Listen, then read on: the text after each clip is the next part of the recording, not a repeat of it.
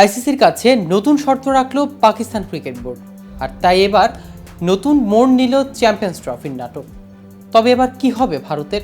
খেলতে পারবে champions trophy?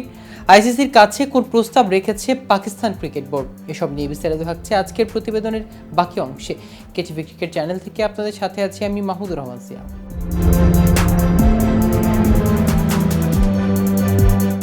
Champions trophy নিয়ে এখনও জট কাটল না। সূত্রের খবর অনুযায়ী বুধবার এই মার্কি টুর্নামেন্ট নিয়ে চূড়ান্ত সিদ্ধান্ত ঘোষণা করবে আইসিসি। দীর্ঘ আলোচনার পর শেষ পর্যন্ত হাইব্রিড মডেলে চ্যাম্পিয়ন্স ট্রফি করতে রাজি হয়েছে পাকিস্তান ক্রিকেট বোর্ড। কিন্তু ক্রিকেটের সর্বোচ্চ নিয়ামক সংস্থাকে একটি শর্ত দেয় পিসিবির কর্তারা।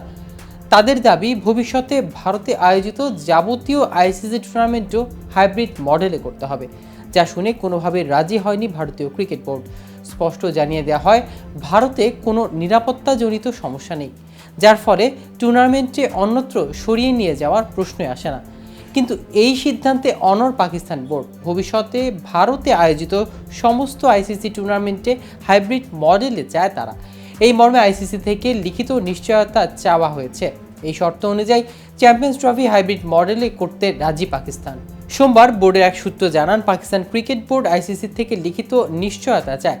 দাবি, ভবিষ্যতে ভারতের আয়োজিত সব আইসিসি টুর্নামেন্ট যেন হাইব্রিড মডেলেই হয়।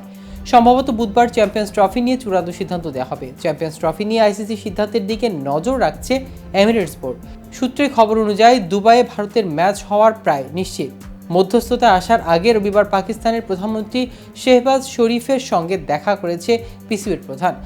আগেই পাকিস্তান ক্রিকেট বোর্ডের চেয়ারম্যান জানিয়েছে, চ্যাম্পিয়ন্স ট্রফি নিয়ে কোনো রকম সিদ্ধান্তে পৌঁছানোর আগে সরকারের সঙ্গে তারা আলোচনা করতে চান। 19 ফেব্রুয়ারি থেকে 9 মার্চ চ্যাম্পিয়ন্স ট্রফি চলবে। শেষ পর্যন্ত কিভাবে টুর্নামেন্ট আয়োজিত হবে সেদিকে সবার নজর।